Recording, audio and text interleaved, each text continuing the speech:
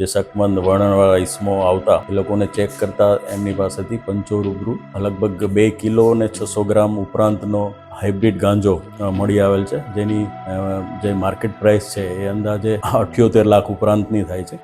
Saroli police station વિસ્તારમાં Niyol checkpost આવેલી છે, જ્યાંથી 2 ઈસમો ગાંજો લઈને પસાર થનાર છે એ પ્રમાણેની બાતમી સારોલી પોલીસ સ્ટેશનને મળેલી. તે સંદર્ભે ત્યાં નાકાબંધી ચાલુ હતી. દરમિયાન એ સિવાય એમની પાસેથી 2 મોબાઈલ અને 3 સિમ કાર્ડ મળી આવેલા છે, અને જેથી પોલીસે કાયદેસરની કાર્યવાહી કરી અને આ લોકોની ધરપકડ કરેલ છે. જેઓની જે આ ઈસમો છે એનું નામ છે મયુદ્દીન અને જે બીજો છે આબિદ.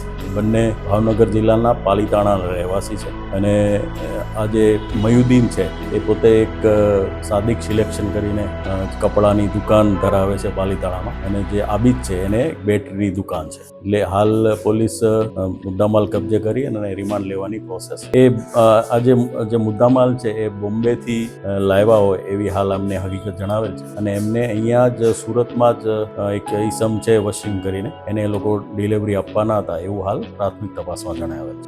આમનો ગુનાહિત ઇતિહાસ હાલ જે તપાસ કરતા કોઈ આવેલ નથી, પણ વધુ તપાસમાં કંઈ જણાઈ આવશે તો પોલીસ એ પ્રમાણે કાર્યવાહી કરશે.